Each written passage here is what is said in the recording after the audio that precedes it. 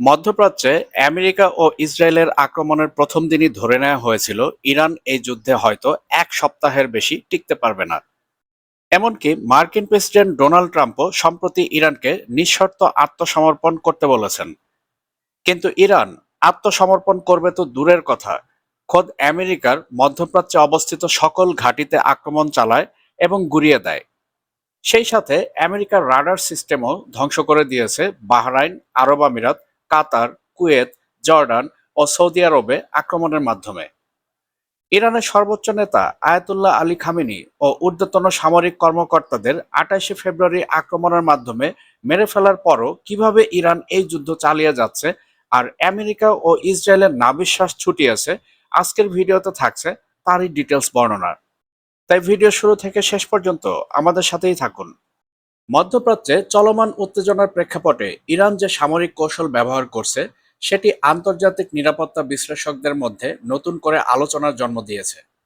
Mosaic defence strategy নামে পরিচিত এই পরিকল্পনার মাধ্যমে ইরান তাদের প্রতিরক্ষা কাঠামোকে এমনভাবে সাজিয়েছে যাতে যুদ্ধের সময় কেন্দ্রীয় নেতৃত্বের উপর নির্ভরতা অনেকটাই কমে যায়। এই কৌশলের মূল ধারণা হলো যুদ্ধক্ষেত্রে মাঠ পর্যায়ের কমান্ডারদের ব্যাপক স্বাধীনতা দেওয়া।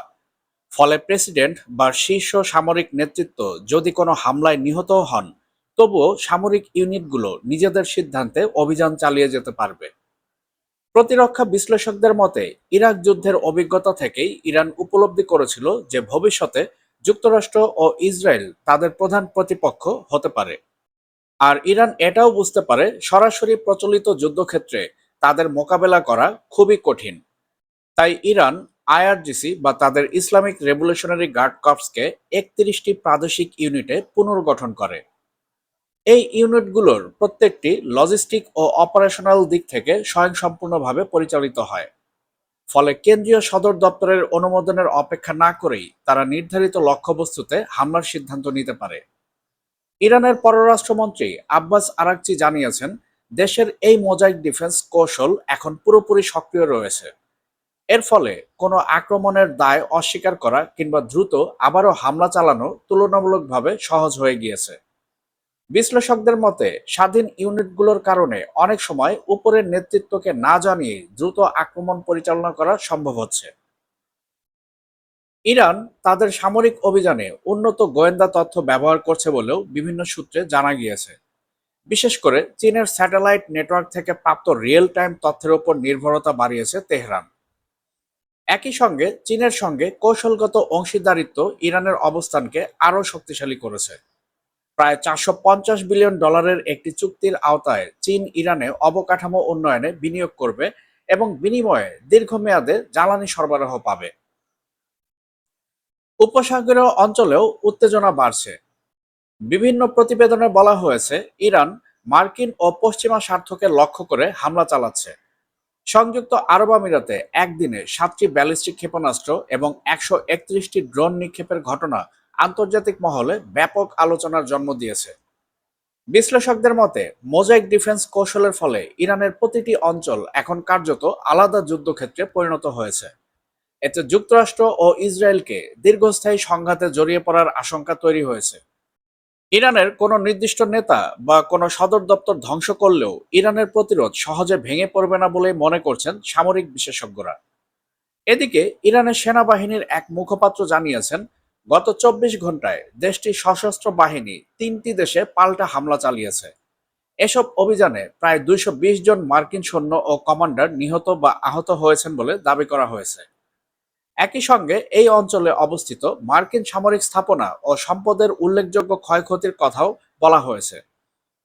খাতাম আল আনবিয়া সেন্ট্রাল হেডকোয়ার্টার্সের মুখপাত্র লেফটেন্যান্ট কর্নেল ইব্রাহিম জোলফাঘারি জানান, বাহরাইনে অবস্থানরত মার্কিন নৌবাহিনীর ফিফথ ফ্লিটে চালানো হামলায় ২১ জন মার্কিন সেনা নিহত এবং আরও কয়েকজন আহত হয়েছেন।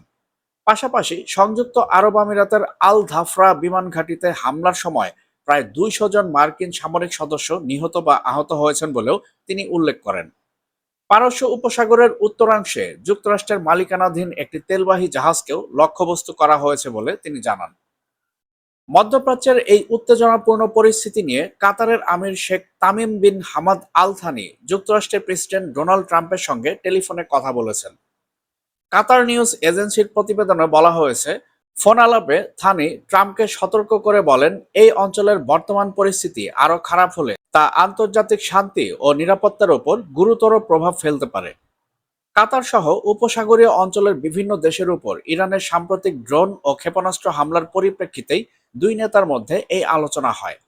শেখ তামিম সংকট প্রশমনে কূটনৈতিক উদ্যোগ জোরদারের উপর গুরুত্বারোপ করেন এবং আলোচনার মাধ্যমে সংঘাতের সমাধান না হলে এর ফলাফল কারোর জন্যই ইতিবাচক হবে না বলে ট্রাম্পকে জানান। একই সঙ্গে তিনি স্পষ্ট করে দেন যে কাতার তার সার্বভৌমত্ব ও জাতীয় নিরাপত্তা রক্ষায় কোনো ছাড় দেবে না এবং আন্তর্জাতিক আইন ও জাতিসংঘ সনদের ভিত্তিতে যে কোনো পরিস্থিতি মোকাবেলায় প্রস্তুত রয়েছে। এদিকে ইরানের ইসলামী বিপ্লবী গার্ড কর্পস বা আইআরজিসি দাবি করেছে যে তারা ইসরায়েলের তেল আবিব ও বীরশেবা শহরের একাধিক সামরিক লক্ষ্যবস্তুতে শক্তিশালী ক্ষেপণাস্ত্র হামলা চালিয়েছে। তাসনিম নিউজ এজেন্সির তথ্য অনুযায়ী জর্ডানের আজরাক শহরে অবস্থিত মার্কিন বিমান ঘাঁটি মুয়াফাক আল সালতি, এই ঘাঁটিতেও কয়েক দফা হামলা চালানো হয়েছে। আইআরজিসি এই ঘাঁটিকে মার্কিন হামলাকারী যুদ্ধবিমানের প্রধান উৎস হিসেবে উল্লেখ করেছে। তেহরান হুঁশিয়ারি দিয়ে জানিয়েছে, আগামী কয়েক ঘন্টা ও দিনগুলোতে এই হামলার মাত্রা ও পরিধি আরও বাড়তে পারে। অন্যদিকে ইরানের উচ্চ মাত্রায় সমৃদ্ধ ইউরেনিয়ামের মজুদ নিয়ন্ত্রণে নিতে দেশটিতে বিশেষ বাহিনী পাঠানোর সম্ভাবনা নিয়ে আলোচনা করছে যুক্তরাষ্ট্র ও ইসরায়েল। এক্সিওসের প্রতিবেদনে বলা হয়েছে, এই অভিযানে কেবল মার্কিন বা ইসরায়েলি বাহিনী অংশ নেবে নাকি এটি যৌথভাবে পরিচালিত হবে সে বিষয়ে এখনো পরিষ্কার কোনো তথ্য পাওয়া যায়নি। ধারণা করা হচ্ছে, হামলার পরবর্তী ধাপে এই বিশেষ কমান্ডো অভিযান বাস্তবায়ন করা হতে পারে। দুই দেশ যখন নিশ্চিত হবে যে ইরানের সামরিক প্রতিরক্ষা দুর্বল হয়ে পড়েছে, তখনই এই পদক্ষেপ নেওয়া হতে পারে। এদিকে ইরানে হামলার প্রতিবাদে যুক্তরাষ্ট্রের বিভিন্ন শহরে বিক্ষোভ শুরু হয়েছে। শনিবার সন্ধ্যায় ওয়াশিংটন ডিসিতে হোয়াইট হাউসের সামনে শত শত মানুষ জড়ো হয়ে হামলার তীব্র প্রতিবাদ জানায় এবং অবিলম্বে যুদ্ধবন্ধের দাবি তোলেন। একই দিনে সান ফ্রান্সিসকোতেও শত শত যুদ্ধবিরোধী মানুষ সমবেত হয়ে বিক্ষোভ করেন। সেখানে ইরানে বোমাবর্ষণ অপরাধ এবং মধ্যপ্রাচ্য থেকে সাম্রাজ্যবাদের হাত গুটিয়ে নাও এমন স্লোগানে রাজপথ মুখর হয়ে ওঠে। এম্বারকাডোর প্লাজা ও ফেডারেল বিল্ডিং এলাকায় আয়োজিত এই সমাবেশে মানবাধিকার সংগঠন, ইরান আমেরিকান কমিউনিটি এবং সাধারণ নাগরিকরা অংশ নেন। একই সময়ে ক্যালিফোর্নিয়ার লস অ্যাঞ্জেলস শহরেও শত শত মানুষ রাস্তায় নেমে এই সামরিক অভিযানের বিরোধিতা করেন। তারা মধ্যপ্রাচ্যে সংঘাত বন্ধ এবং শান্তি প্রতিষ্ঠার দাবি জানান।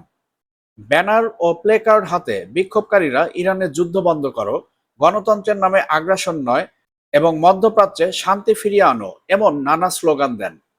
বক্তারা বলেন, যুদ্ধ কোনো সমস্যার সমাধান নয়, বরং এটি সাধারণ মানুষের দুর্ভোগ বাড়িয়ে দেয় এবং আঞ্চলিক অস্থিরতা আরও গভীর করে। এখানে উল্লেখ্য, গত ২৮ ফেব্রুয়ারি মার্কিন ও ইসরায়েলি বাহিনী ইরানের বিভিন্ন লক্ষ্যবস্তুতে বিমান ও ক্ষেপণাস্ত্র হামলা চালানোর পর থেকেই পরিস্থিতি দ্রুত উত্তপ্ত হয়ে ওঠে।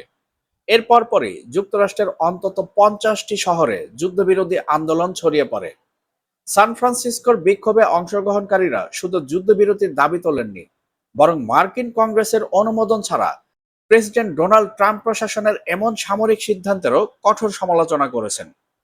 এখন দেখার বিষয়, শেষ পর্যন্ত যুদ্ধ কখন বন্ধ হয়। আমরা যুদ্ধ চাই না, আমরা শান্তি চাই।